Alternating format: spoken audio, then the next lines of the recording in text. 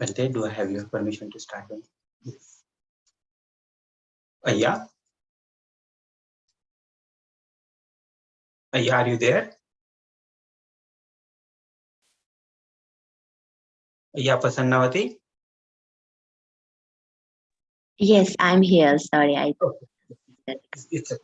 So okay. we are going to start. Yeah. No. Yes. Namo Buddhaya and welcome all to the Sunday morning Dhamma learning from Living Dhamma group. Our topic today is 4 sublime states and meditation, and our speaker today is Venerable Dr. Prasannawati from Nepal. And I just wanted to introduce our speaker to everybody.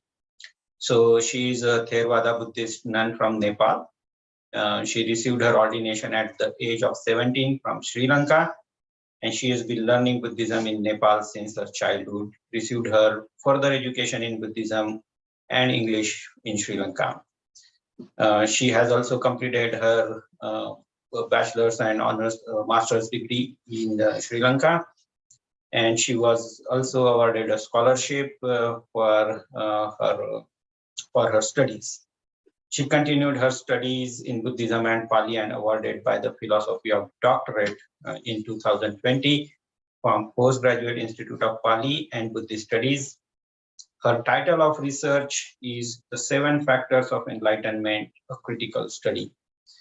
She's also helping do English teaching classes, and after coming back from Sri Lanka, she's engaged in meditation retreats, teaching Dhamma discourses on television and live sessions.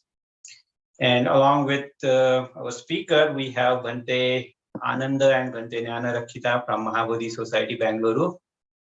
They are here in Denver visiting us. And we are happy to have Bhante in our place here. So to start the session, Bhante, we will make a Khamayachana and Panchashilachana to you on behalf of all the participants, Bhante. Homage to the Triple J. Yes, Bhante.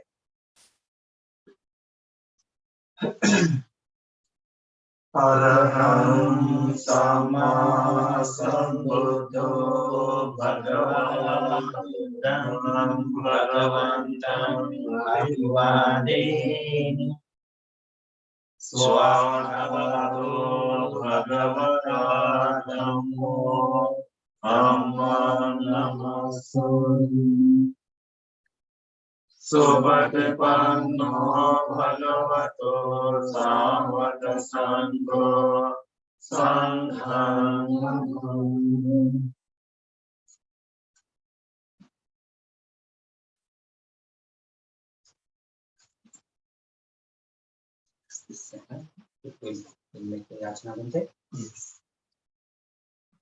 Ukasavandami Bhante Dvaratayena Maya Katam Sabha Paradham Khamatu Me Bhante Dutiyam Piyokasavandami Bhante Dvaratayena Maya Katam Sabha Paradham Khamatu Me Bhante Tatiyam Piyokasavandami Bhante Dvaratayena Maya Katam Sabha Paradham Khamatu Me Bhante Okasa Aham Bhante Tisaranena Saha Panchasilam Dhammam Yachami Anugaham Katva Silam Dekame Bhante Dutiyam Piyokasa Aham Bhante Tisaranena Saha Panchasilam Dhammam Yachami Anugaham Katva Silam Dekame Bhante Tatyam Piyokasa Aham Bhante Tisaranena saha panchasilam dhammam yachami anugraham katva silam dekhame bhante. Yamaham vadamitam vadetha. Bhante. Namo tassa bhagavato arahato samma sambuddhassa. Namo tassa bhagavato arahato samma sambuddhassa. Namo tassa bhagavato arahato samma sambuddhassa. Namo tassa bhagavato arahato samma sambuddhassa. Buddhang saranang gacchami. Buddhang saranang gacchami. Dhammang saranang gacchami. Dhammang saranang gacchami. Sanghang saranang gacchami. Sangham saranam gacchami. Dutiyampi buddhang saranang gacchami. Dutiyampi buddhang saranam gacchami. Dutiyampi dhammang saranang gacchami.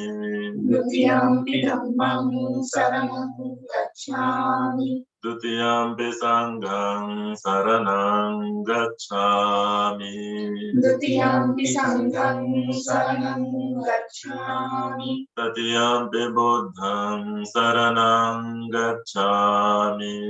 Tatiyampi buddham saranam gacchami. Tatiyampi dhammang saranang gacchami. Tatiyampi dhammam saranam gacchami. Tatiyampi sanghang saranang gacchami. Tatiyampi sangham saranam gacchami. Tisaranagamana paripunnam. Bhante. Panatipata veramani sikkhapadang samadhiyami. Panatipata veramani sikkhapadam samadhiyami. Adinnadana veramani sikkhapadang samadhiyami. Adinnadana veramani sikkhapadam samadhiyami. Kamesu micchacara veramani sikkhapadang samadhiyami. Kamesu micchacara veramani sikkhapadam samadhiyami. Musavada veramani sikkhapadang samadhiyami. Musavada veramani sikkhapadam samadhiyami. Sura majjapama datthana veramani sikkhapadang samadhiyami. Sura meraya majjapamadatthana veramani sikkhapadam samadhiyami. Tisaranena saddhing panchasilang dhammang sadhukang surakkitang katva appamadena silang sampadetha. Bhante. Sadhu, sadhu. Buddham, dhammam, sangham. Sadhu, sadhu, sadhu, Bhante, for your Dhammadana today, Bhante. Bhante, do we have permission to go ahead, Bhante? Yes. Dr. Prasannawati is our speaker today. And the topic we have for today's session is 4 sublime states and meditation. With that, I would like to request Ayya Prasannawati to please start the session. Ayya, please go ahead. Thank you.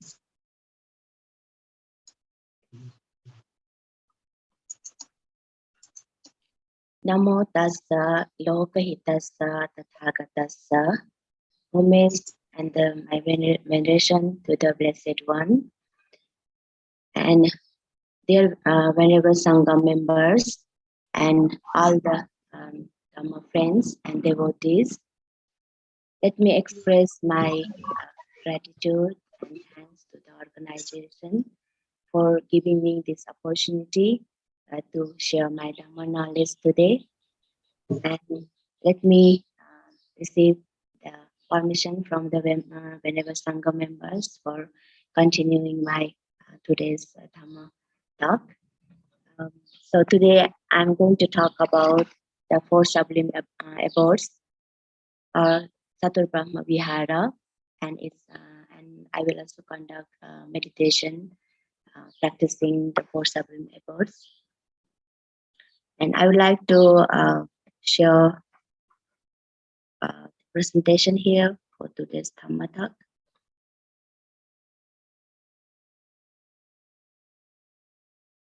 Okay, I think you can see the presentation, PowerPoint. Yes, yeah, we can see it. Yeah. Yes.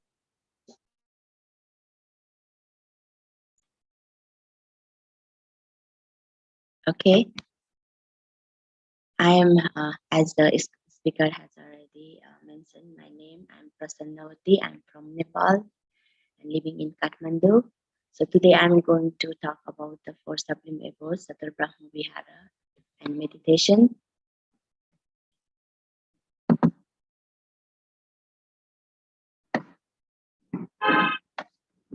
Okay, so as I found here, I think many of us are familiar about the Buddhism. So we are familiar also about the Satur Brahma Vihara, the four sublime abodes. So I would like to introduce here first what is the four sublime abodes, the Satur Brahma Vihara. In Buddhist scriptures, normally the four sublime abodes are known as the name of Brahma Vihara.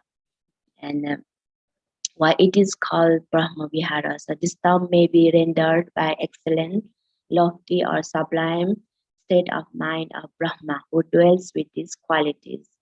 Actually, normally in Buddhism, we believe that the Hindu god or Brahma dwells with these four sublime abodes, these qualities. That's why he is also called the Brahma. And in Buddhism, parents are also called the Brahma as they also possesses these four qualities.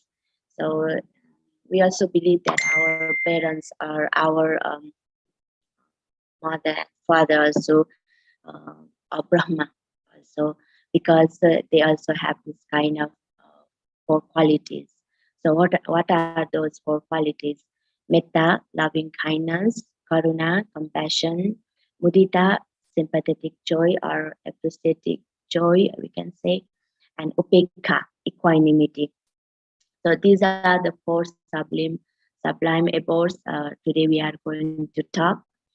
So we will go through one by one. Before that, why these four sublime abodes are important and what are these? I also want to take from Sangiti Sutra what it calls about.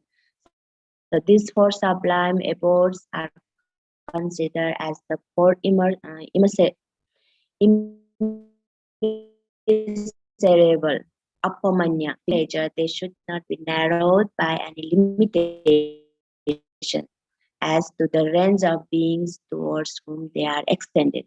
So this is called apamanya, or the immeasurables, because it cannot be measured as a person, or it cannot be narrowed down the limitations also, because we can like spread our Metta, Karuna, Mudita, Upekkha, anyone, our near ones, dear ones, or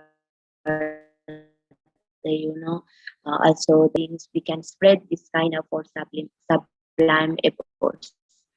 Also, there is no limitation about the durations or about the place. It is either like a one direction, two direction, all like that. So we can just spread to the all directions, all beings. So it is immeasurable. Now let's move to the first loving kindness. This is the first sublime abodes. It is Metta. When we call Metta, It is literally means friendliness. This is and signifies the state of friend. Metta sabhavo mitta. So when we call it metta, it means it's more about the friendliness. Like there should have the tenderness, moisturization, or have that kind of intimacy of the friendliness. That is friendly feelings, like a friendly emotions, brotherly affection, or unconditional love, free from lustful attachment, benevolence, fellowship, and non-violence. So this is the metta, which is free from, and where there is friendliness. So sometimes we may have much attachment, much lust. So this metta is free from that attachment, that kind of greediness or having too much attached. So it is the benevolence, fellowship, and non-violence that is called metta. The Pali commentaries define metta as the strong wish for the welfare and happiness of others. Parahita, parasukha kamana. So we will wish for others for their good, for their happiness, for their welfare. So that is also called metta. So true metta is devoid from self-interest. It evokes within a warm-hearted feelings of fellowship, sympathy, and love, which grows boundless with practice and overcomes all social, religious, racial, political, and economic barriers. So metta is indeed a universal, selfish, and unselfish, and all in embracing love.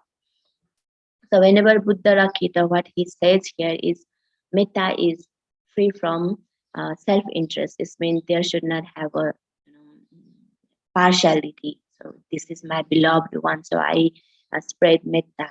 It doesn't happen in that way actually, because it is impartiality actually. There should not have any discrimination when we just send metta.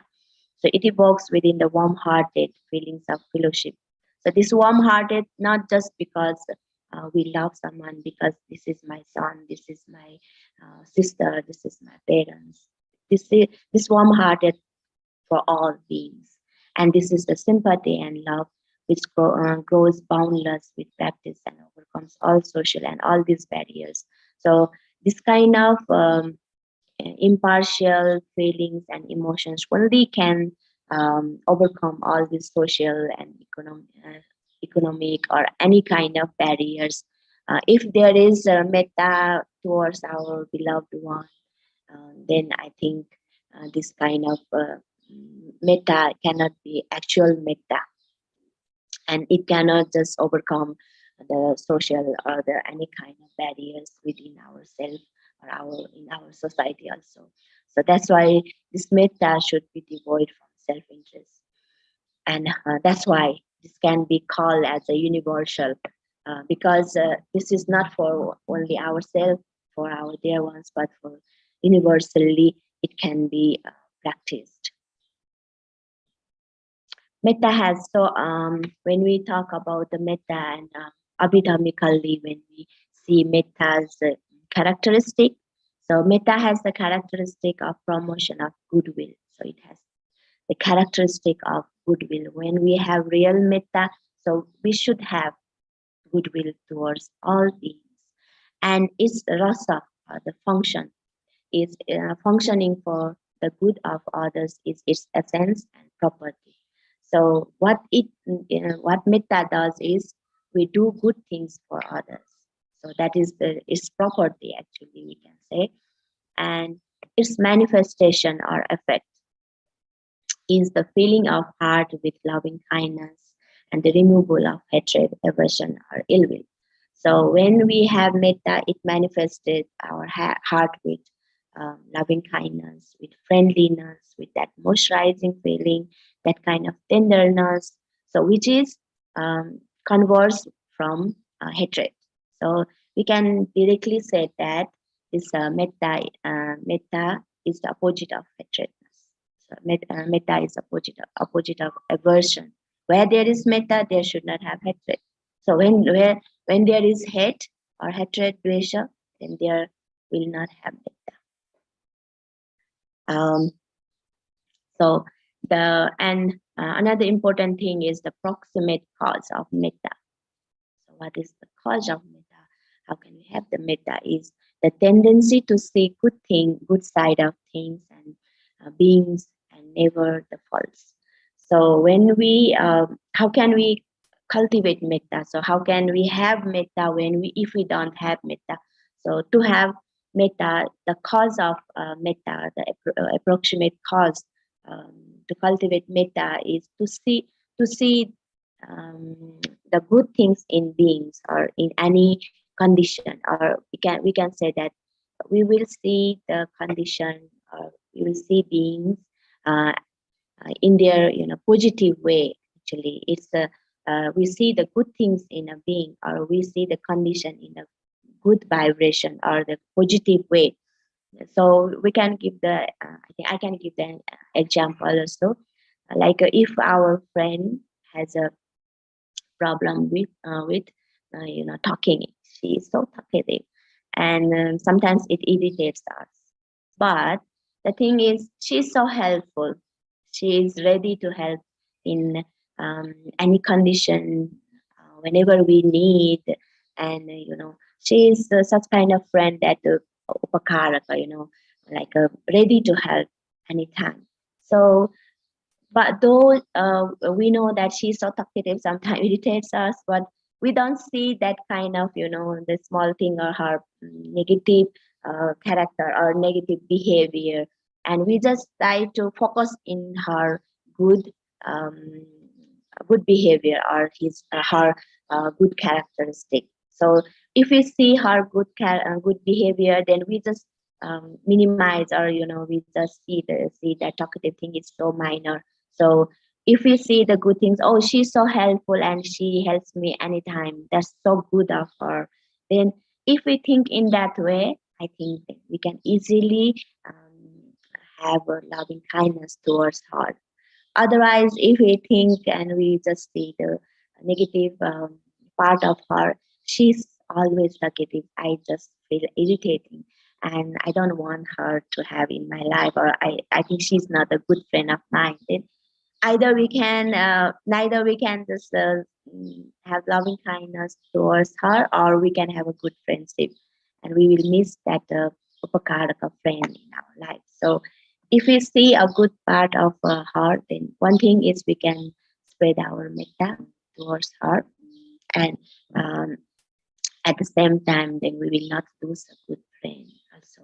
I think that's the most important part of this metta. Uh, if we sometimes it's not easy to have metta in our heart, so difficult, because especially if we hate someone, and if we have negative vibration from someone, then it's difficult. But it's mm, though it's difficult, then we need to have metta, isn't it? Because we know, I think we will be talking about its importance and advantage of metta. So if we don't have metta, so our mind will fill with hatred, or sometimes we'll be anxious, or I think that mind will be harmful towards oneself. That's why then we need to cultivate metta in our heart. So how can we cultivate? We see the good part of things. I think it's clear. Let's move.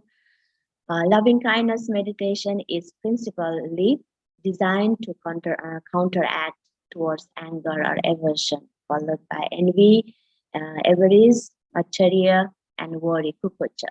So loving kindness meditation, because the end of the session, I would like to conduct short meditation also. So this kind of meditation principle is designed to counteract towards anger or aversion, dosha. Um, so this kind of dosha also followed by some kind of jealousy, envy, and some kind of macharya, kind of greediness, and also the worry, kukucha, anxiousness.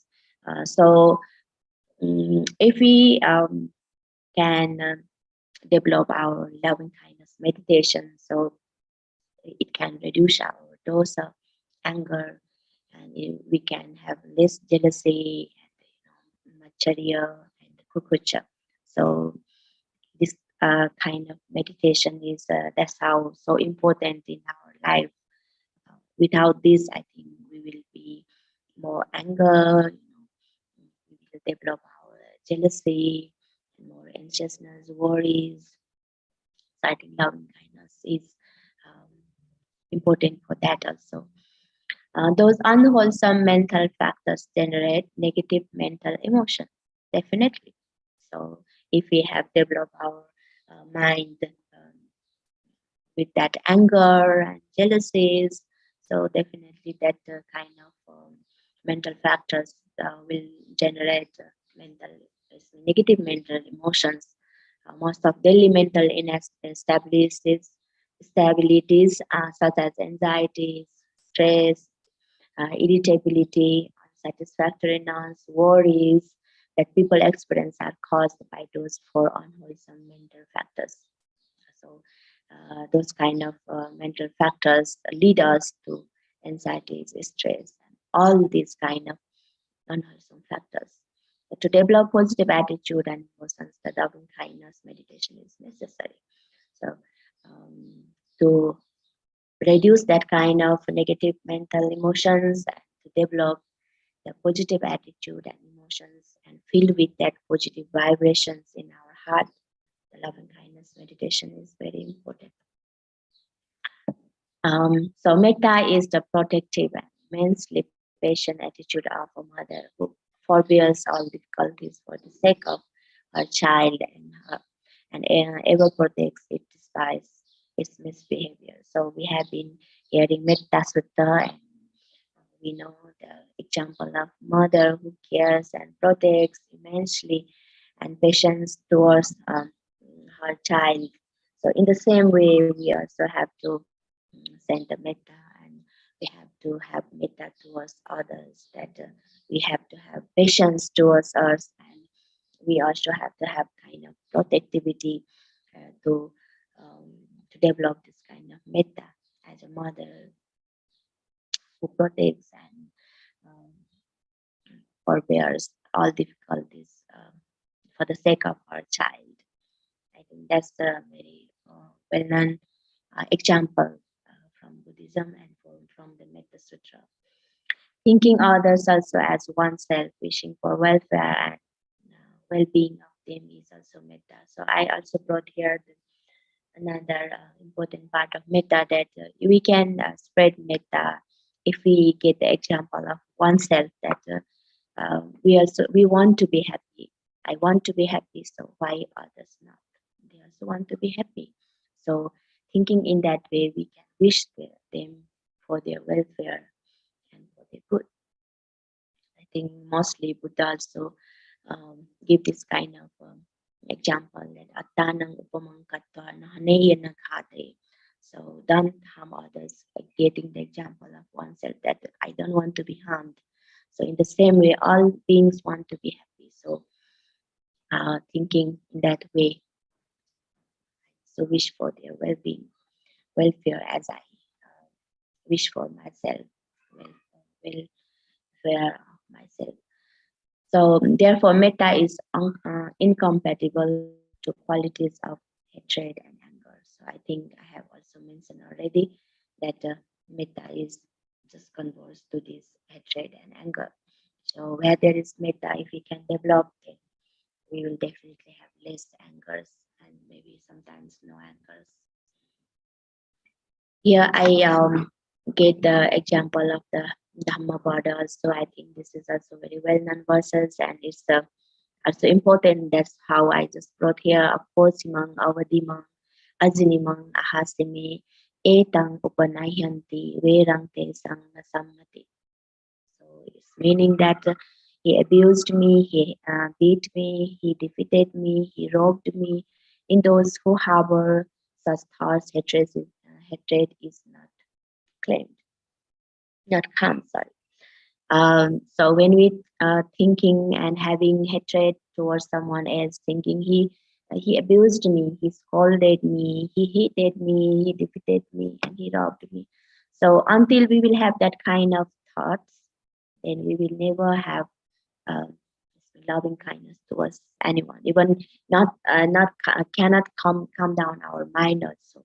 So once we just not think, or we don't think about those kind of thoughts, then definitely our mind also will be calm. So of course, so the same as stanza, etang na upanahiyanti vedante supasamati. So who do not harbor such thoughts, hatred is calm down. So once we do not think about those thoughts, whoever has abused us or beat us, defeated us, then at that time only the calmness arise. So where there is hatred thoughts, then there is no calmness. So to build, to develop our calmness, we may not want to hit someone or have that kind of thoughts. So loving kindness is in that way, that once we do not hate someone, or we do not think that kind of hatred thoughts, that kind of disliking thoughts, and that kind of anxiousness, so then only we can have calm mind, and only calm mind can develop metta. So when we talk about the advantage of this metta, or what are the advantages or the benefits of this kind of metta, or spreading metta, we can see from the Metta Anisansa Sutra in Anguttara Nikaya that there are 11 kinds of benefits. So what are those?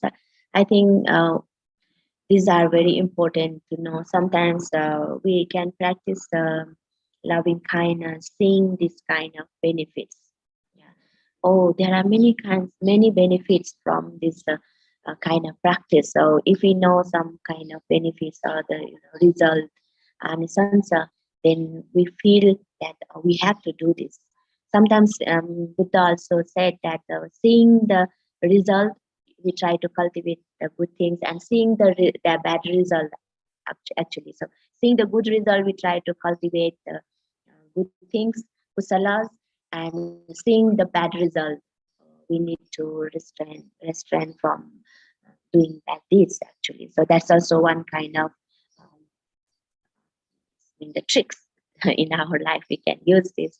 I think this is also very important, I think, ways to cultivate our Buddhist and freeing from bad deeds, actually. So what are the advantages of practicing metta? So the first one, he sleeps in comfort. Sukhang supati. Then you can just tell me who has a problem with sleeping. Who has to take sleeping pills? Do you have to tell anyone that? Do you have to take? So then you have to cultivate metta. If you have no issues in sleep, means you have metta. You can see in that way too. So one who has loving kindness towards oneself, towards others, can sleep easily in comfort. Sympathetic. So it's mean that kind of loving kindness, that emotions make us comfort, actually. That's lead us to sleep properly. And when we are anxious, when we are worried, and when we have, as I have said, of course, just thought about someone's, he did that, he does that, he did that, those things. And so when we are anxious, then I think definitely our mind is anxious, and that doesn't lead us to sleep well. So that's how we need to be aware that this kind of thing in our life. Sometimes we are just worrying why I cannot sleep properly in night, why I just see the nightmares, but we just don't see the cause. Sometimes we need to go to the cause to cure the disease. I think that's very important. So the second one, he awakes in comfort. Sukhang paribhuджati. So who sleeps well can easily wakes also well. That's, I think, very obvious, and that's also very true, that if we cultivate metta, then we can sleep well, and as well as we works well.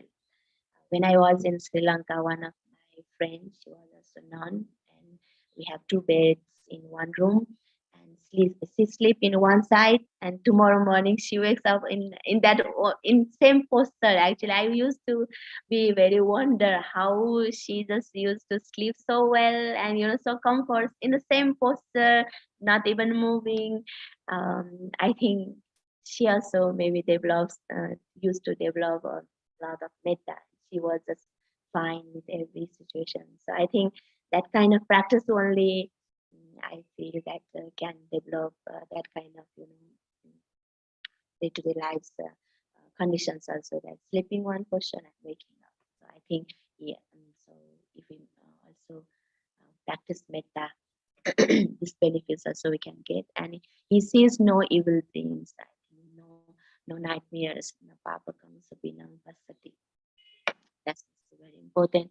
And he is there to human beings actually who has loving kindness. Because of that, tenderness, I think we all like the good human beings and who has metta especially, and we appreciate them, and we like to associate that kind of person who talks so well, who who behaves so well with the metta, with loving kindness, with smooth voices, and with a good heart. So we like those kind of people. So this is so important.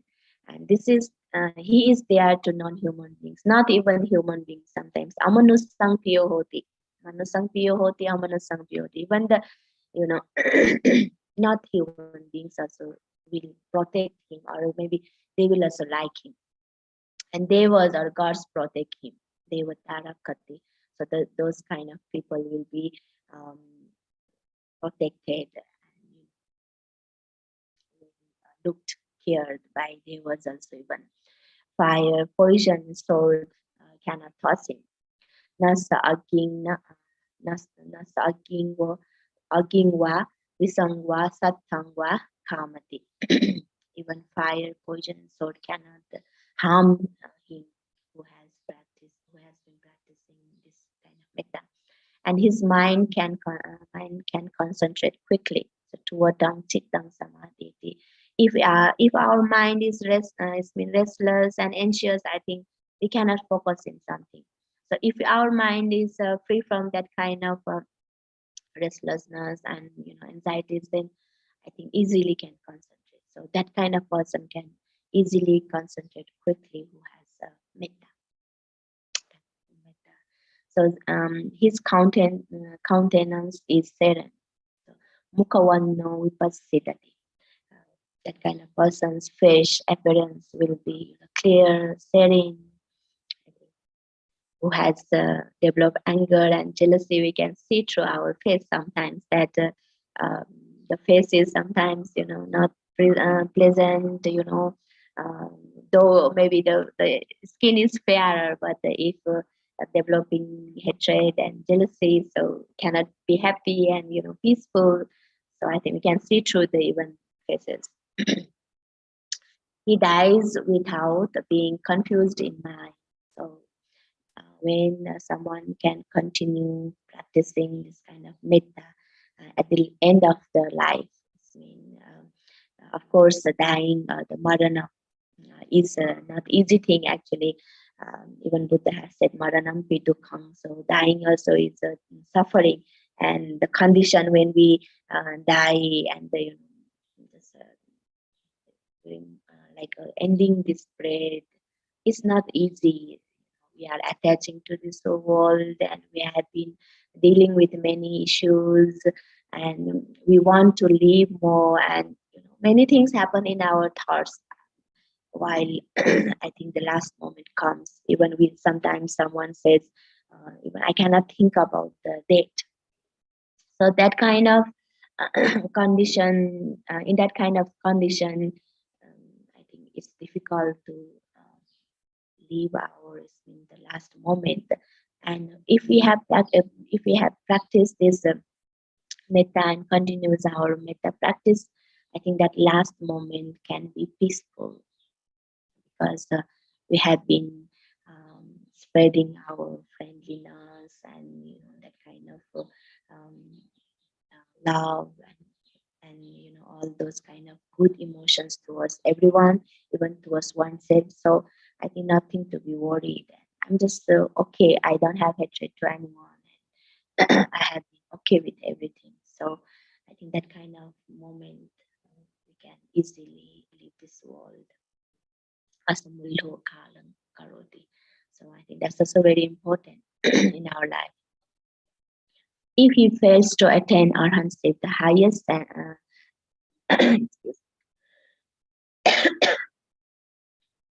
if he fails to attain arhanship, the highest sanctity, here and now he will be reborn in the Brahma world, uttaring apati vidsanto Brahma loku bhago hoti. So while he is practicing this metta and even fails to attain arhanship in this realm, in this world now, then at least he will be reborn in the Brahma world. If one practices metta, I think these are the very important benefits we will gain if we practice metta. And I forgot to mention that I think these are very important things and about the metta. So we can spread metta through, I think, there are three kinds of metta. I think didn't mention here. And what are those three kinds of metta? We can dedicate our metta through verbal, through words, vajasika metta, and through we can just do metta through physically also, sadharic metta, and we can do metta through mind, mentally also. It's with manasika metta. So there are three kinds of metta. We can do it, or we can practice it. We can verbally spread our metta, saying if someone is in someone needs our calm words or good words or whenever they have problems. So we can just spread our metta through words. May he be well and happy. Or we can just deal with that problem with solving some kind of problem with the verbally we can discuss and talk. So through that also we can spread our metta. And physically, if someone needs help and with our metta, we can help them physically. So that kind of metta, second metta. And the third metta, mentally. Normally we are being like practicing metta through mind. I think we will just wish for them. May they be happy, may they be well, in that way. So we can do metta through our mind also, mentally also, but we also can do through verbally and physically also. I think that's also very important in our day-to-day life. So when we now let's move second one. This is the Karuna, compassion. Karuna, rendered in English as compassion, means the emotion of the heart, anukampa, that is conducive to the removal of the pain or suffering of others. It is kindness extended to others, furthering their happiness, protecting them from affliction. So Karuna also very important. So it is a compassion, which means the emotions of the heart that is conducive to removal of the pain. So we will have that kind of heart, kind heart. We can say also that kind of heart that heart wish for someone's welfare. May they be free from suffering if they are really suffering. So we feel that kind of emotions that is called karuna. So it is a kind of kindness extended to others, furthering their happiness, protection, and affliction, free from affliction. So that karuna, who has the compassionate heart, only can think of others' happiness and their protection. Actually, I think that's also very important. One's heart quivers when others are subject to suffering, or that which dissipates the suffering of others. So, paradukhe hadayam kampatiti karuna. So one's heart quivers or shivers when someone is suffering. So that is called Karuna. There are people in this world that though someone is suffering, and though someone is dealing with many problems, but it doesn't matter to someone, or doesn't take care. They take as seriously. Oh, that's their problem. They will do as they like, or they have been suffering. So for what? I don't care, like that. So that kind of person means that he doesn't have compassion towards others. So he doesn't care what world is happening, or what neighbor is doing, or what someone is suffering in on the way, or whatever, whoever is suffering, he doesn't care. It means that kind of people, so we can see in our day-to-day life. So it means that they don't have compassion towards others. I mean, they are kind of selfish towards oneself, that their own problem is only problem. So if someone is suffering, means they don't care. So it means no karuna there. It is one of the great qualities, Mahakaruna of the Buddha. So when we see the compassion and the special compassion, it is great qualities of the Buddha is the great compassion, Mahakaruna. So we may not have sometimes. It's difficult to have, because as a Buddha who has Mahakaruna, great compassion towards the world, then he just even walk miles and miles to save someone's life, and to enlighten someone's, and even sometimes as a Sunita who has been like socially discriminated, and who has been suffering through his own life, Buddha went to him and send the compassion, spread the compassion, and talk to him, and make him realize the worth of his life, and even ordained him. So that kind of even a subtlest, even Buddha went there only for a person, even low caste person who has been even working and just living his own life. And Buddha sees a good thing in him and just try to ordain him to just free from this samsaric life.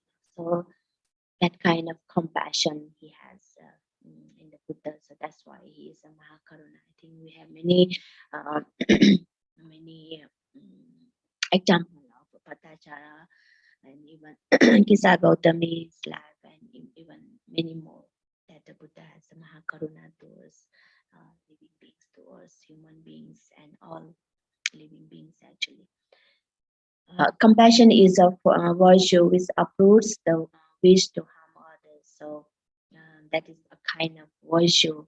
So we try to uproot the wish to harm others. So when we have compassion, this means we will not harm others, because we cannot even see they have been harmed or they have been suffering. So it uproots the wish to harm others.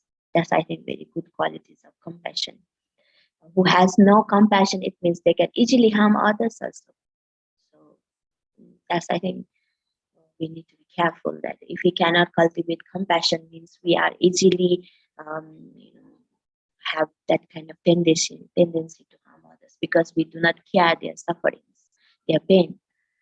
And it makes people so sensitive to the suffering of others, and cause them to make this suffering so much as their own, that they do not want to further increase them. So Edward Pons here says that who has compassion, so he may not be able to harm others, because he thinks that to the suffering of others, and cause them to make this suffering so much as their own. So thinking that their suffering is also as mine. So if I just try to harm them, so they do not want to further increase them. So that kind of compassionate person may not want to increase their pain, making them suffering. Very important. That's nice. So this compassion is not self-pity or pity for others. So we just think that sometimes, oh, so sad, that dog is just lying on the road and feeling suffering like that. it's not a kind of pity that we want to have for others. It's not kind of pity for self that oh, how pity, we sometimes we use that pity words, but here the compassion itself is not a pity. It's a kind of, oh, how it could if I can help help them to free from that pain. So that kind of, I think, feeling is the compassion than having the pity for others.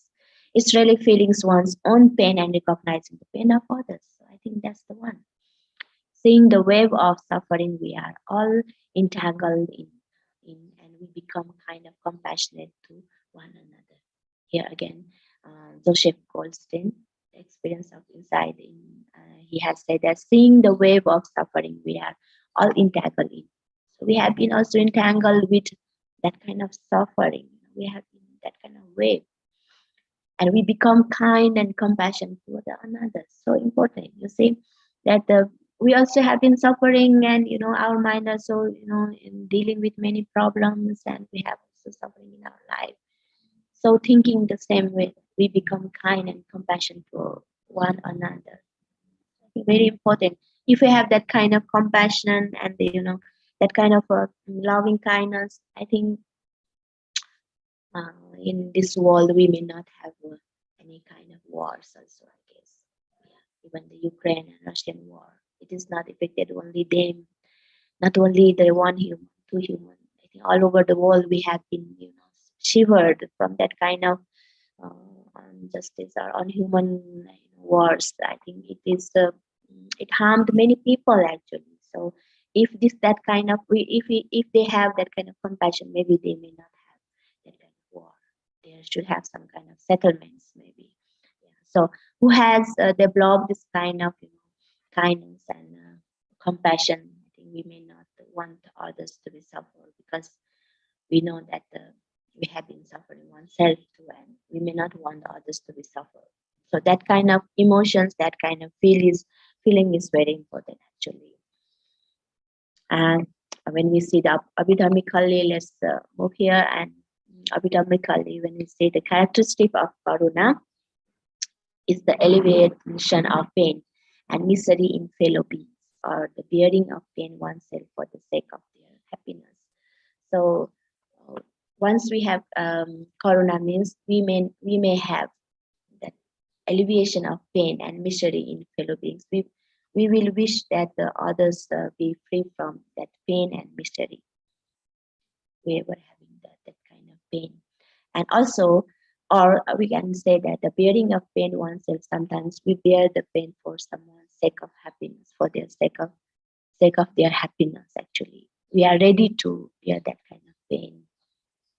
And its functions is being pity at the sight of seeing suffering for others. So here I mentioned here pity means that here we feel sad, sorry that someone is suffering. So we just feel that oh, if I can help, or if he can be free from that pain.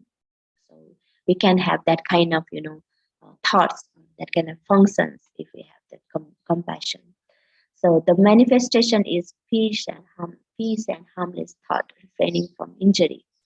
So once one has compassion, so he will be manifested by peace and harmless thought, actually, refraining from even injuries. So the sight of the helplessness of those who suffer is proximate cause. So how can we just have that kind of compassion towards oneself? So seeing someone's helplessness, actually, who has been suffering, so we just feel that that person is suffering not because he wants to be suffering, because he is helpless. So if we can see in that way, I think we can have compassionate. If we just do not want to care that he suffers because himself, so who cares? If we think in that way, I think we cannot have compassionate heart ever. So we just see that, oh, how helpless person, oh, so sad. In that way, then we can just have at least try to immerse compassion towards oneself. I think that's very important. Okay, let's move to the mudita. I think we have enough time, so I'm just taking more time and elaborating more here.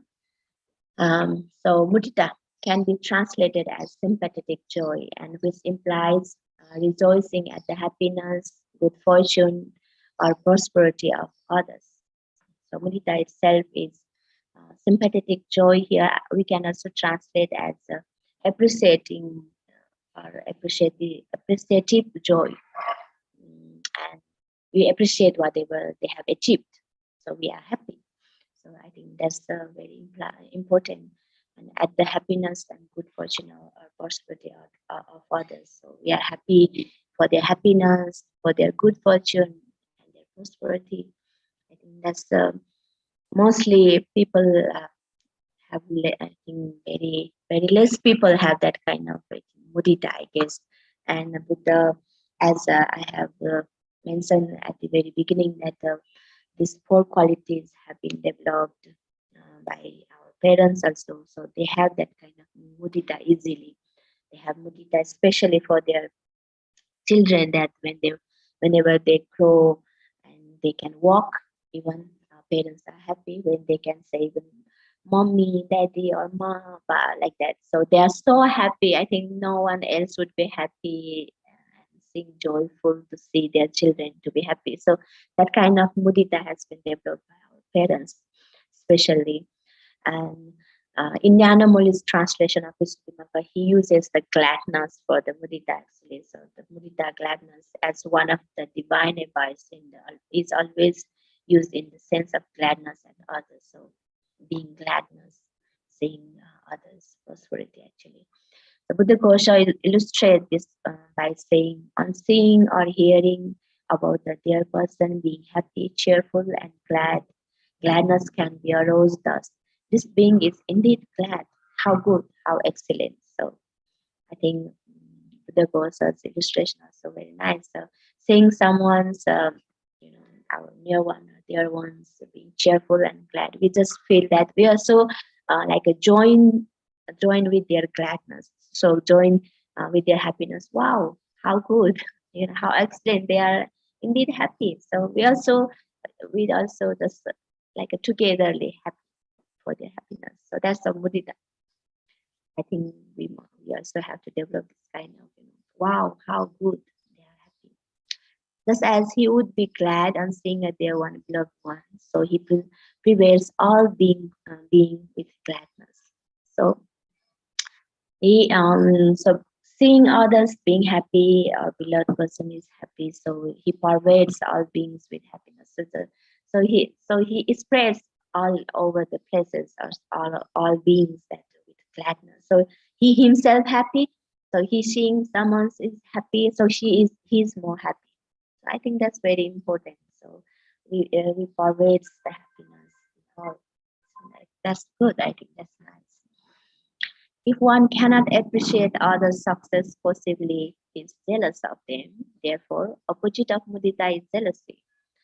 So if we cannot be happy for others' success, and if we are not be cheerful with them, it means there is something going on in our mind. It's when we are not happy of them, means we have jealousy. So we can just feel that we're jealous because they succeed, and I don't have that kind of success, and we are jealous because they got the new houses. So because we have, our house is small, that kind of feelings come to us sometimes. Even our sisters and brothers, we also feel, she got a good marks or the grades in school, so I don't have that grade. So everyone is praising him, so I feel jealous. In that way, sometimes we may feel, and when we just grew up, we just see that our neighbors got a good car, then we feel jealous. We don't have. So sometimes, that jealousy is manifested because we are not supposed to have that kind of level. We don't have that car, so we feel jealous. Sometimes that jealousy can be reduced also, or that mudita can be can be developed also through our success itself. If we are not success and someone is success, we feel jealous. Means we also need to work hard in our success. So we may not feel jealous at all. So someone like if I have really a big car myself, then if my neighbor have the same car, maybe the jealous will be less. I think this kind of experience is we can develop in our life, that if we are successing by ourselves and we are having good education by ourselves. So someone just got master degree, so we feel nothing maybe sometimes. So I think jealousy can be reduced in that way. So we strengthen ourselves economically, physically, and especially spiritually, of course. That if we can do that, also I think the jealousy can be reduced. And sometimes, though we have the same prosperity or property, sometimes we may have we may have jealousy. So I think we need to be careful about that. We need to be mindful that we are having jealousy, though we have the same property. So it means we don't have mudita. We must need that mudita in order to have a good relationship, good communications, good friends and good community. I think without this mudita is so difficult. That's why mudita is very important. Okay, while loving kindness and compassion are objective here, Sea of Night has given an insightful things also here. While loving kindness and compassion are objective, reaching out to all sentient beings, mudita and equanimity are subjective or personal in their application. So here, when we say that loving kindness and compassionate, especially it is if we are having loving kindness towards oneself, of course it is subjective. But especially when we take as application, then especially it is loving kindness and compassion towards others actually. So it is like a loving kindness we are having and compassionate we are having for others. Just mean for outsiders or for the sentient beings all over the world. So it's more like objective. And when we call to the mudita and equanimity are subjective. So it's very important actually. We are having mudita or appreciative joy within ourselves. So seeing others, we feel that joy and happiness in ourselves. It means the subjective. It's more subjective, and equanimity also same that way. I think that's very important. We can also analyze that way. Once again, in Buddhist thought in India has said that insight to suggest that mudita. Sorry, he had the insight to suggest them that mudita is that sympathy is a prerequisite of metta, loving kindness, and of karuna. So this mudita is very important, and Kans also has said that it is a prerequisite of metta and karuna. So to have metta and to have karuna, I think that's very important. To have metta and to have karuna, we must have a kind of sympathetic joy that we may have for others. Otherwise, we may not have developed, we may not be able to develop this kind of loving kindness and compassion towards others. I think so. First of all, we must have sympathetic joy in our heart that if someone is feeling someone in a sympathetic way. Mudita tacitly implies looking for the good in others and learning to recognize and admire what good there is. So mudita implies looking for the good in others and learning to recognize and admire what is good. So once we have been have attitude of mudita or having the sympathetic joy, then we can easily see someone's good thing actually, and we can easily admire. We can recognize and admire what the others are doing, what their good things actually, what they have been doing. Here, I think that's also very important that If we have like a positive thoughts, then we will lean, or we will have tendency to see the positive thinking. If we have been developing negative thoughts and negative sense, then we will see the negative things only. That's how Mudita implies looking for the good in others and learning to recognize and admire. So if we have Mudita, so we will be looking for a good in others than bad things.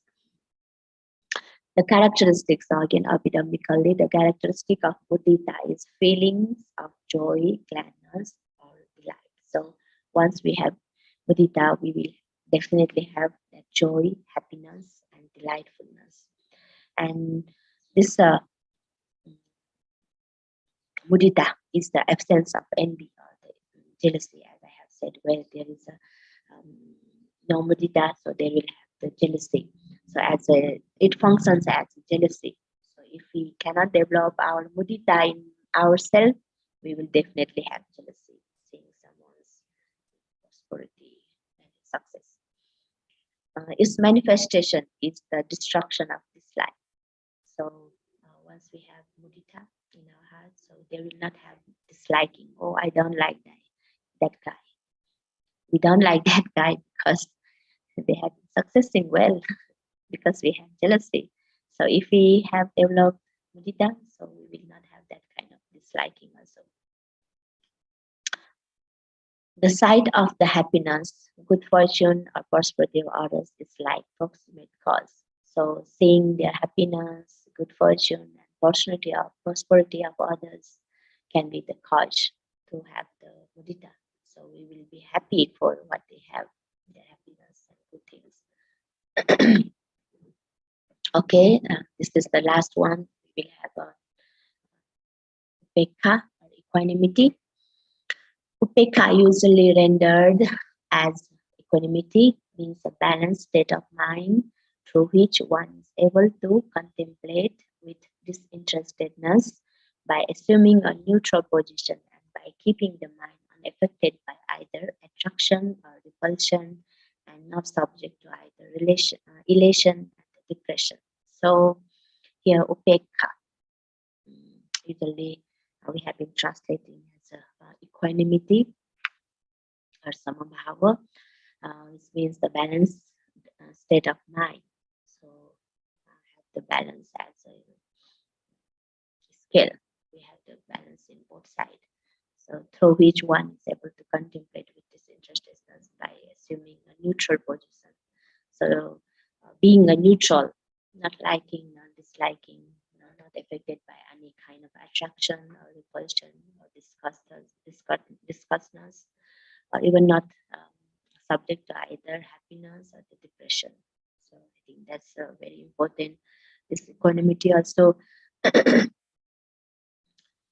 mostly our mind is disturbed by some kind of attachment either, or if not, we are disturbed by disliking or detachment. It's not detachment, attachment and kind of disliking or hating someone, disgusting from someone. So we are unable to stabilize our mind. But if we have developed our equanimity, I think that is the most peaceful state or serene state of our mind. Equanimity is also one of the perfections. It is called as a paramita, and also one of the 7 enlightenment factors needed to gain wisdom. So it is the one of the Upekkha Shambhojanga. This is very important to attain enlightenment. Equanimity is an important practice to balance emotions with sense of impartiality. So equanimity is that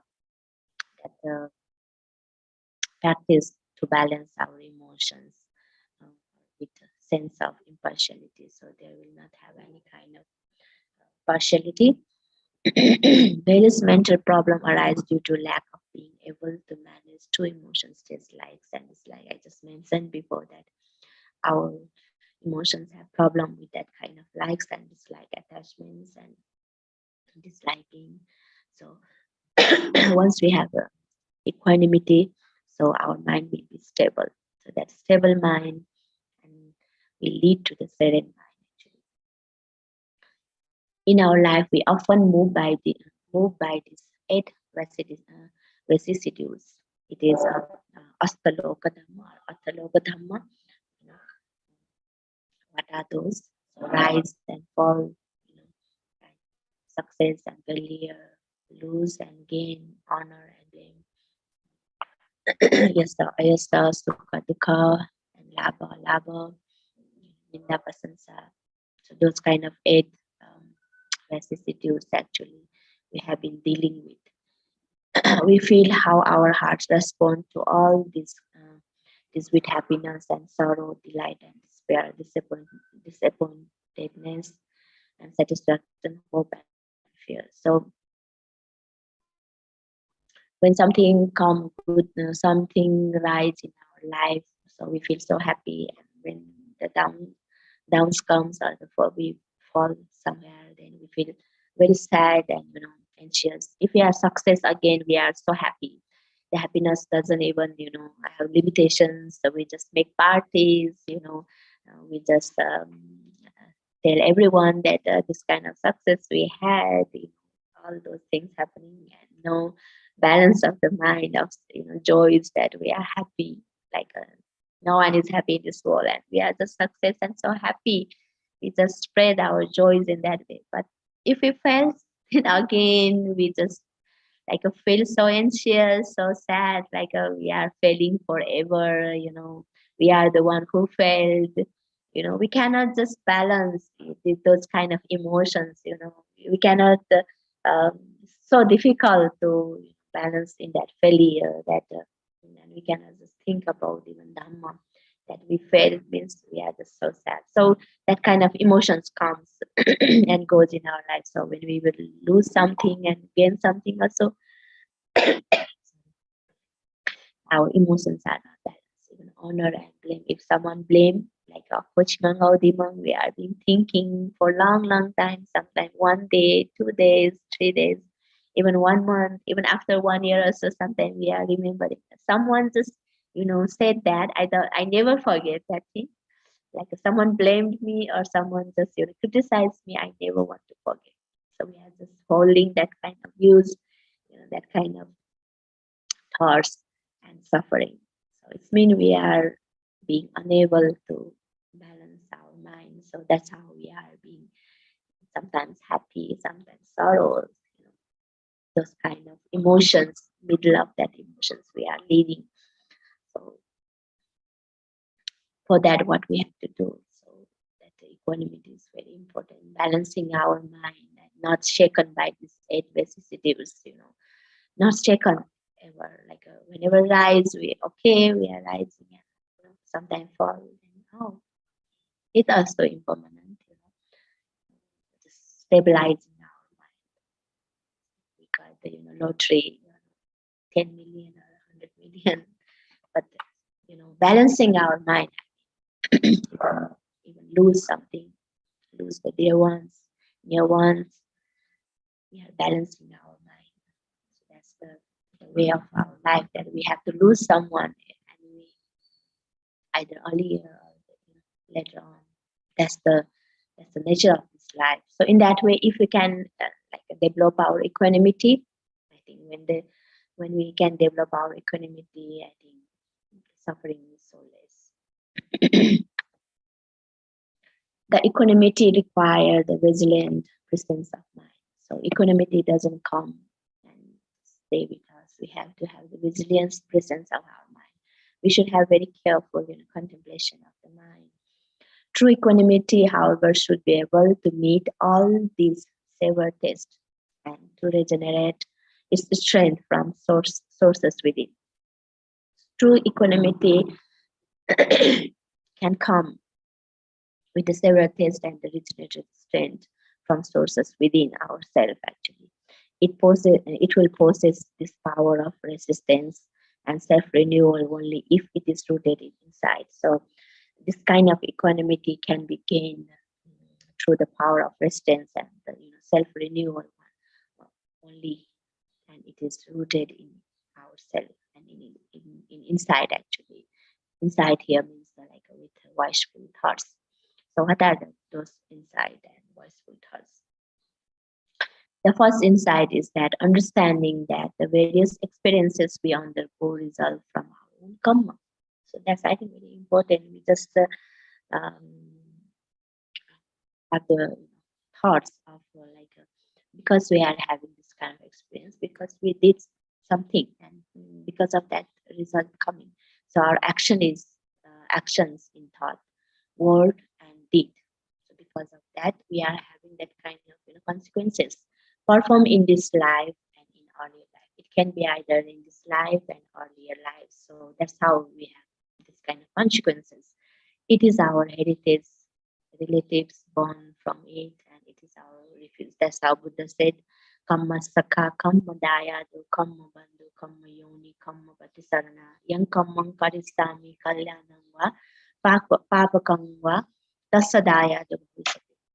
Whatever we have done because of that action, so that is our actually our heritage, actually our relatives that come born from that. So that is our refugee. So whatever we have done with the good thoughts or the bad thoughts, that is the heritage of that kind of good thoughts and the good deeds or the bad deeds actually. So that karma is very important here. Because of that, we will have the good consequences and bad consequences. So knowing that kind of conditions, we can develop our equanimity. The second insight on which equanimity should be based is the Buddha's teaching of no self or anatta. I think I was about to say even earlier that even having that kind of no self and that thought is so important.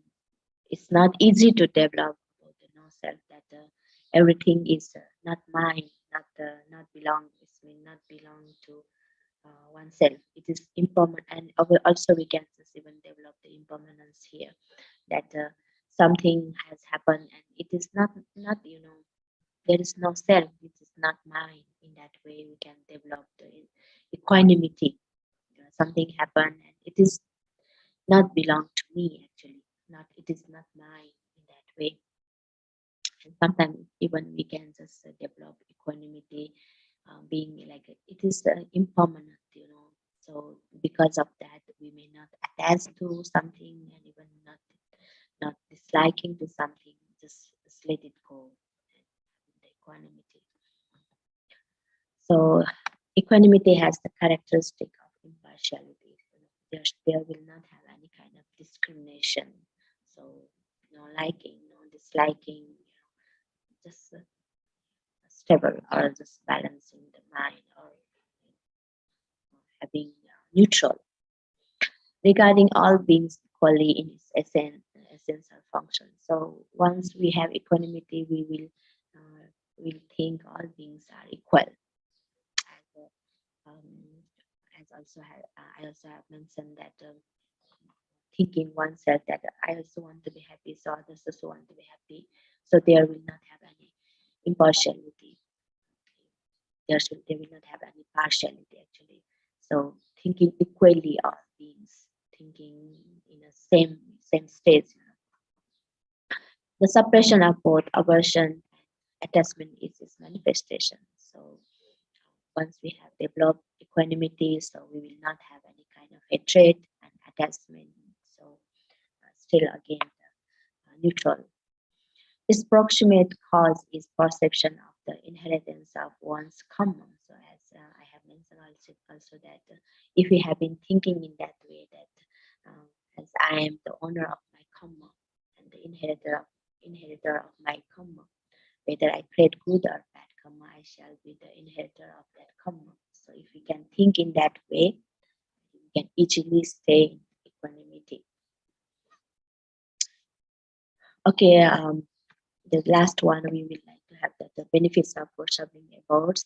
So if these qualities of metta are sufficiently cultivated through metta bhavana, the meditation of universal love, the result is the acquisition of a tremendous inner power which preserves, protects, and heals both oneself and others. So because of the metta, I think I'm going to talk all about the 4 sublime abodes here. So when we develop the metta here, so we have talked about the 11 benefits. Besides that, this also kind of benefit that it resolves the acquisition of the tremendous inner power which preserves and protects and heals both oneself and others.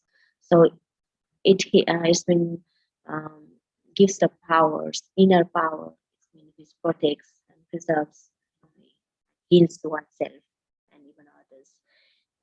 Even Buddha has mentioned that Nahivedena Vedana Samanti the Buddhasana Avedena Samanti Yes Dhamma Sanantana. Hatred never ceases through hatred in this world. Through love and non-hatred only this ceases. So non-hatred itself is the loving kindness. So that's very important here. So again, the benefits we would like to talk. These 4 sublime 4 attitudes are said to be excellent sublime because they are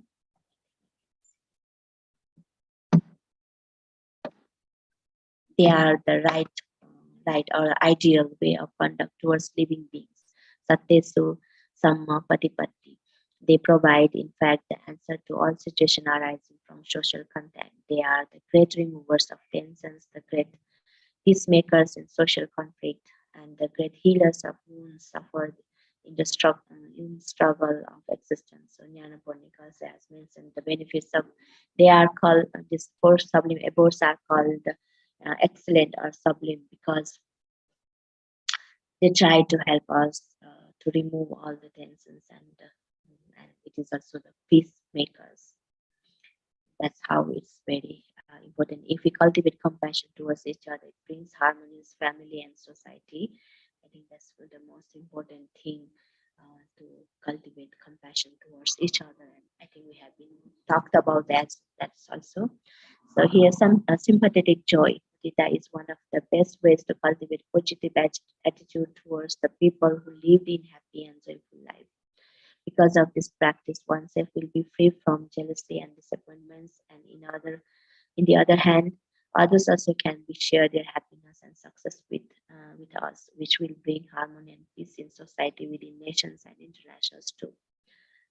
I think that's also very important to make our society and nations and internations all living beings together and harmony and live in peace. And this mudita is also very important. Equanimity will help us to live properly and peacefully in any circumstances, either in the happiest moment of our life or in any kind of tragedies and pandemics. I think if we can develop our equanimity when COVID pandemics also, we have already left it now. And so sometimes it comes again and again. But still, if we can live with that equanimity, even pandemics also will not move us actually, who has already developed this equanimity. That's how this equanimity is also very important. I think those are the very important things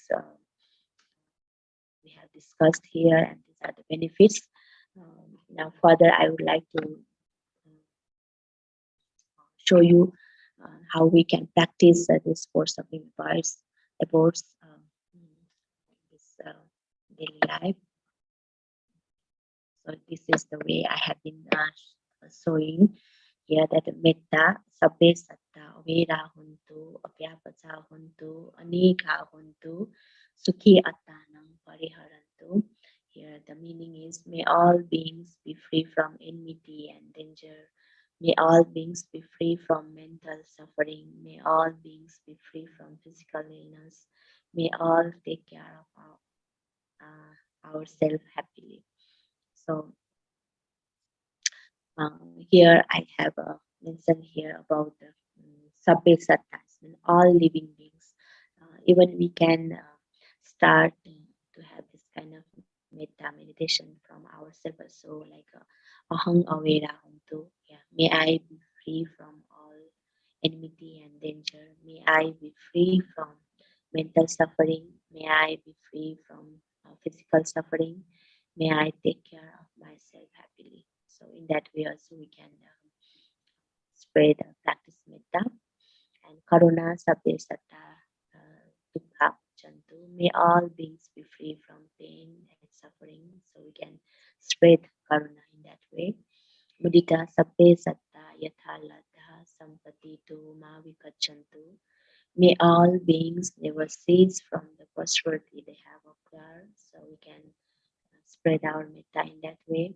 And Upekkha Sabbe Satta Kamma Saka Hontu. May all beings be the owners of their own karma. So in that way, we can spread our metta. And I think at the very last, I would like to meditation with you all. Let's meditate for a few minutes and practice for Sublime words. I think you all can sit as a comfortable posture. I think we can meditate at this session, and I think we are about to have the last session. This one, I think we are about to end this Dhamma talk, and before that, we would like to have meditation.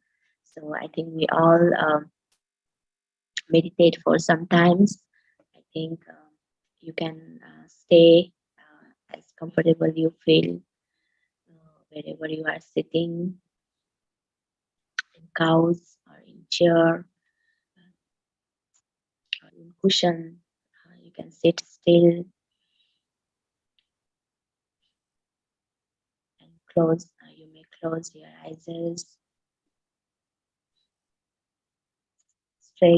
Straighten your back, even neck. We may want to straight. Let's start with I think Anapana for a few minutes. Then only we will have metta session. Let's bring your mind in present moment.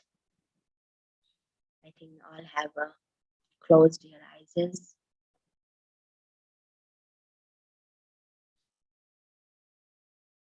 Let's bring our mind in present. Let's feel our grounding first, how we have been sitting. Let's bring our thoughts. Let's try to see the breathing in and breathing out.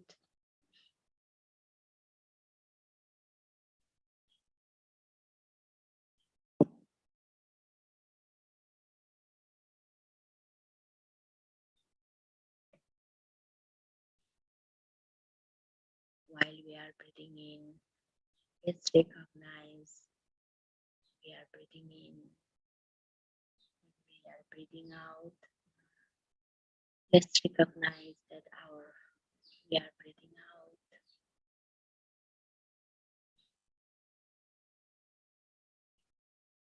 Daily life, we are so busy and not being able to see our breath. Let's try to recognize it.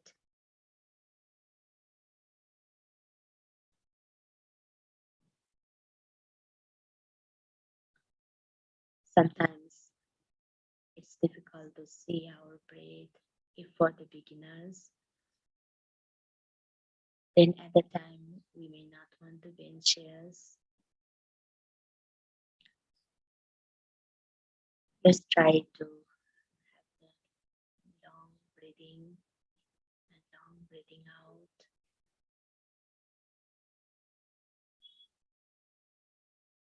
It is just for a few seconds because we try to recognize and see the breathing in and breathing out.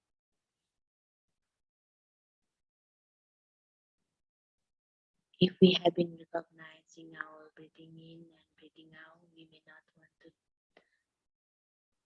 take the long breathing and breathing out. Just flow in a natural breathing in and breathing out. Once we have recognized this breathing in and breathing out, we just see how breathing in and breathing out is happening.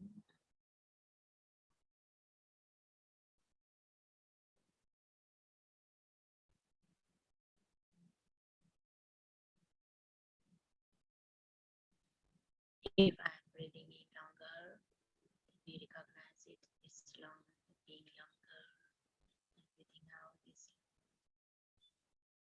It's the breathing out even longer. Just recognizing. Sometimes our thoughts may go out. We may think something else. That's the nature of our mind actually. Then we try to bring to the breathing in and breathing out again.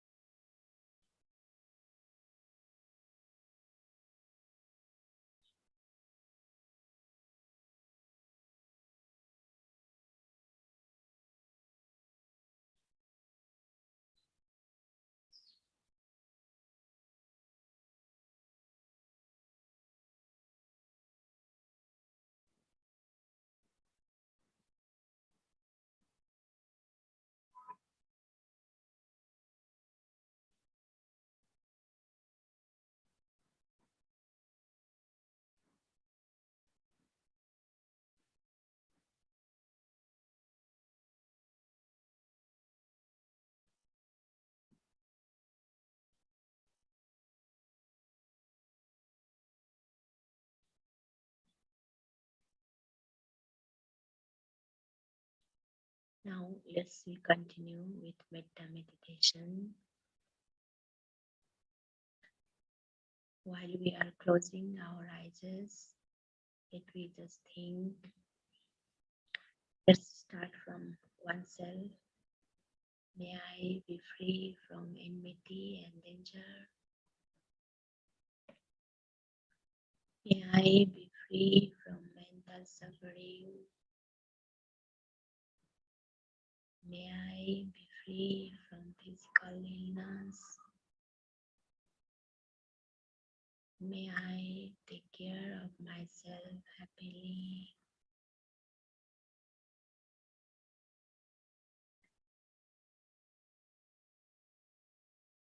May all beings be free from enmity and danger.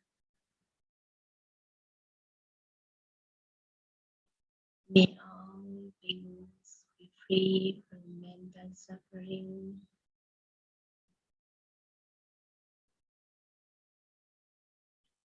May all beings be free from physical illness. May all take care of themselves happily.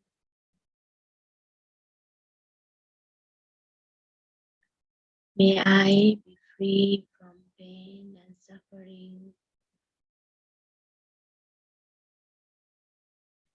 May all beings be free from pain and suffering.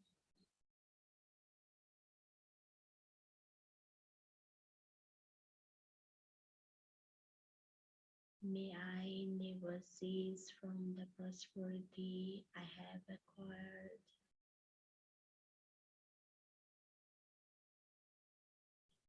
May all beings never cease from the prosperity they have acquired.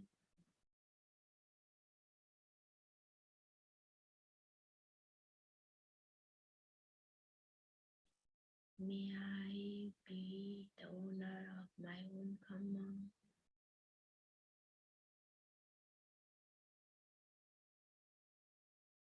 May all beings be the owners of their own karma.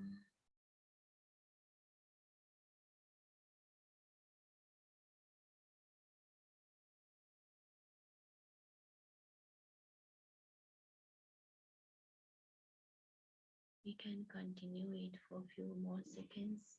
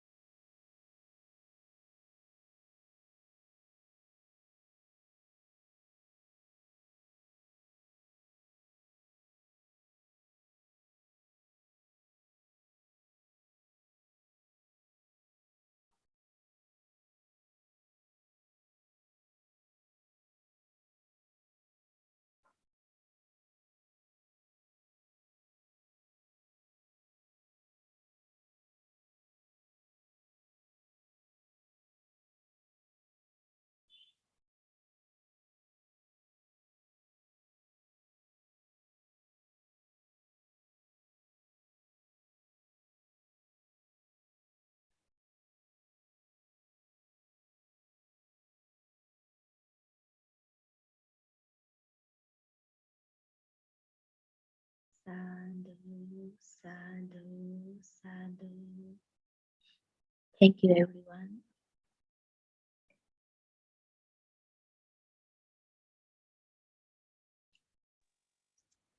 Sadhu, sadhu, sadhu. So much grateful to you. Yeah.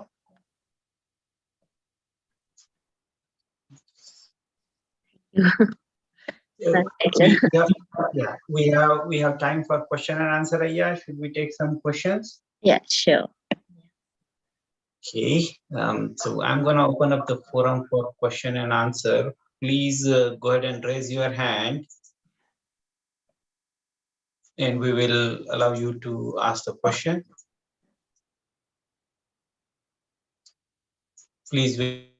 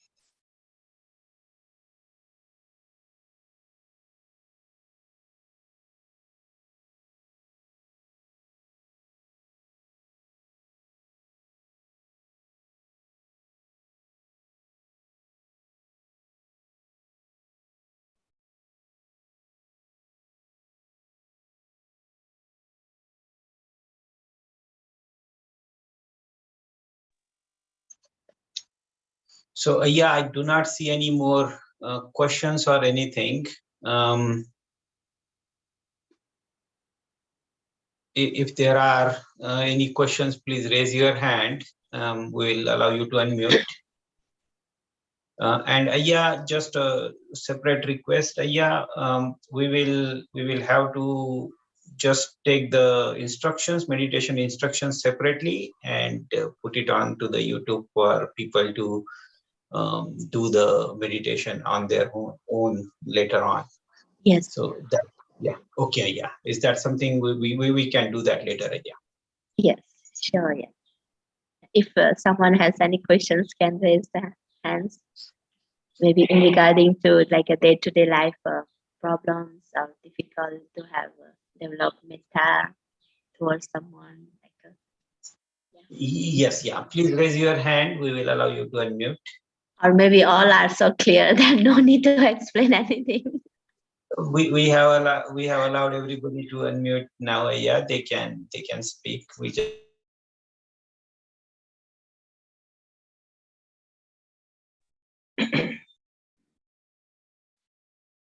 Vandami Aiye, may I ask anything? Yes, sure.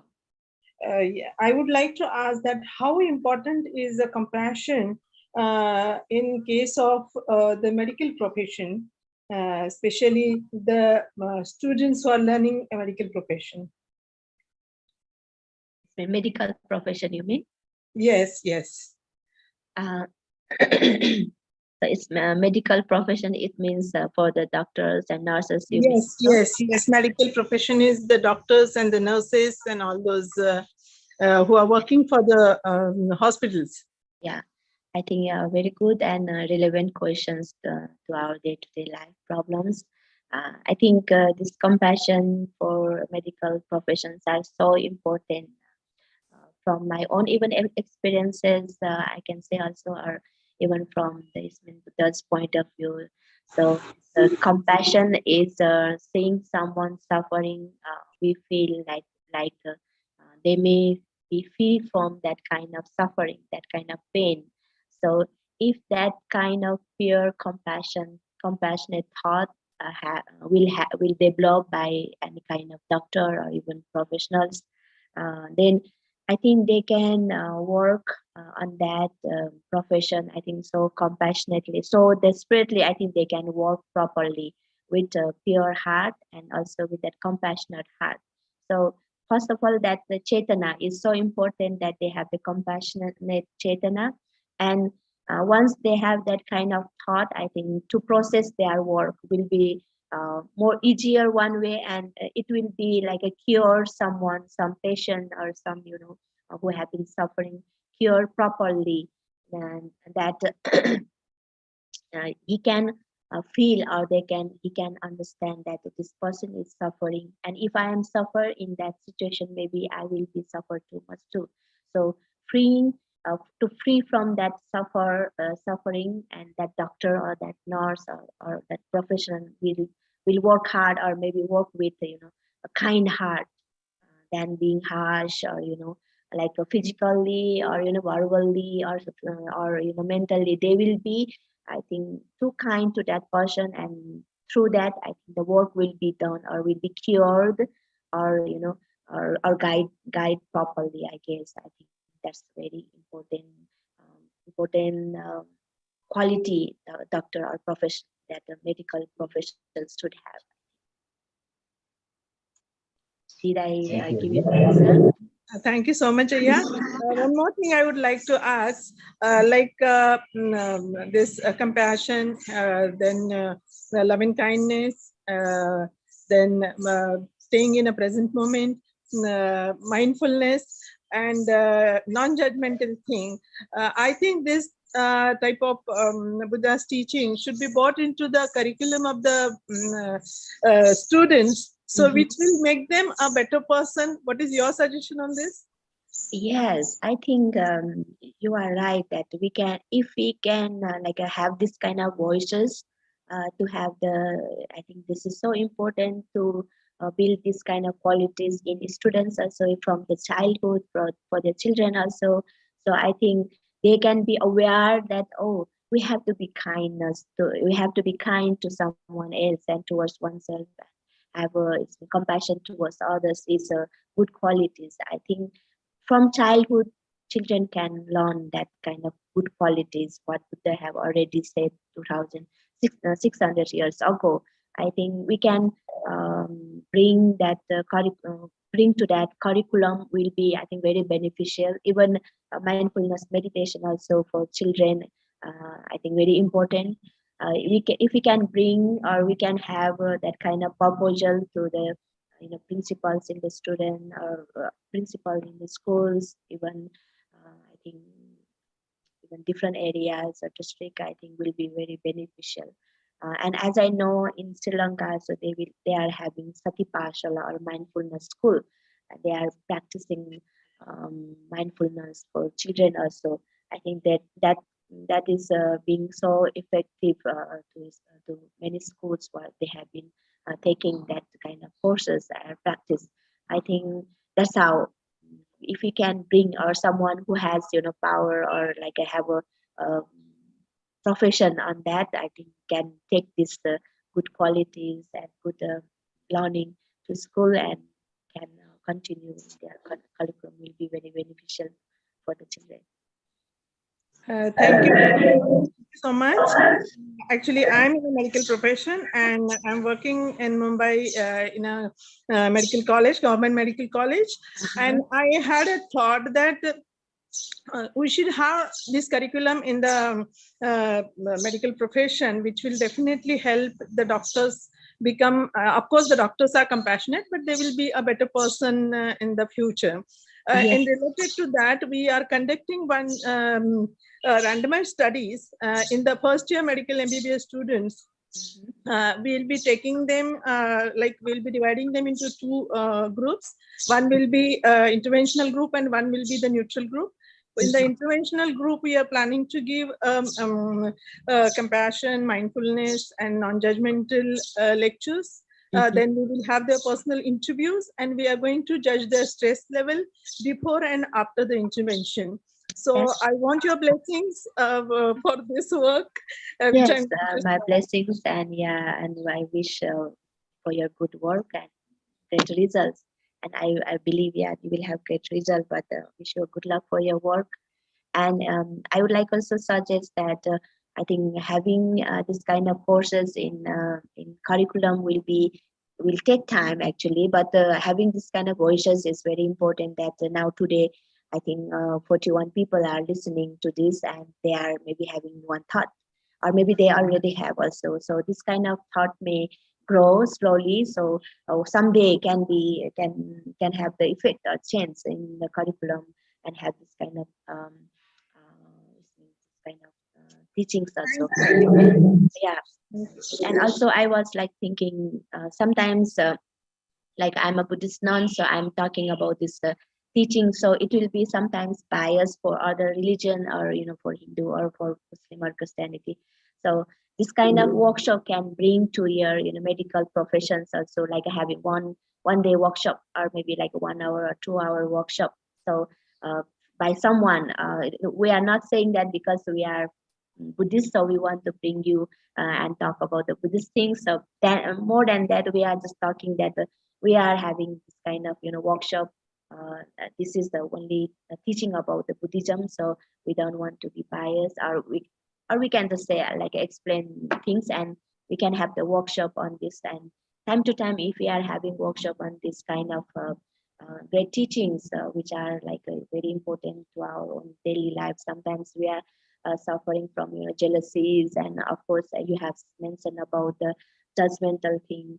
And more we are growing up and more we are developed technically, or more developed with many knowledges, then sometimes that judgmental things comes up naturally. And if we are not aware by ourselves, or people are not aware, either doctor or even any specialist or anyone who have been special positions, I think if they are not aware of what they have been doing, or what they have in their thoughts, like unwholesome thoughts, then I think it will harm to oneself and others. So we can have the workshop also. That is my suggestion. Sadhu, sadhu, sadhu. Any other questions we have on the group?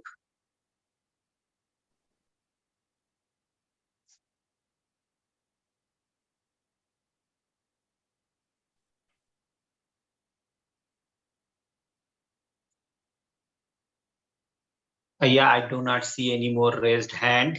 Okay. So can we take the session towards completion, Ayya? Yes. Yeah, thank you very much, Venerable Dr. Prasannawati, for the session today. And the topic was 4 sublime states, and also helping us with the meditation. We are grateful to you. Much merits to you, Ayya, for giving us your Dhamma Dana today. It is my pleasure. And I wanted to also remind all the participants that next week we will be blessed with Venerable Bhante Dr. Varanyana from University of Kelaniya, Sri Lanka. And the topic is Dhamma therapy and its power of stress reduction.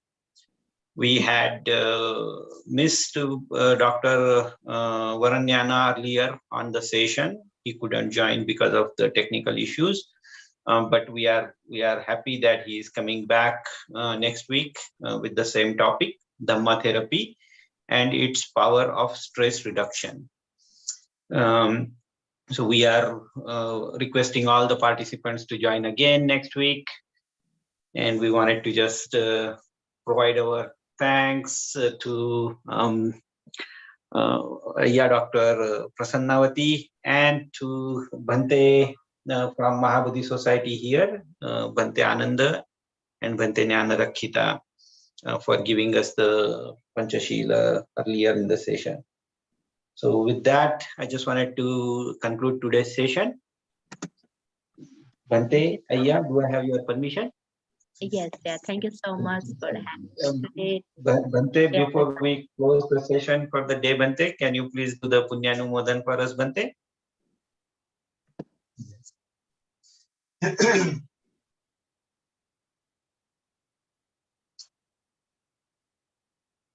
May the blessings of the Triple Gem be with all of us. Whatever merits we have gained by undertaking Trisarana, Panchashila, and listening to the Dhamma, contemplating on the Dhamma, meditation, so many wholesome actions done within this last 2 hours, and whatever merits we have done today and earlier, may all these merits come to all the teachers, Dhamma teachers who have passed away,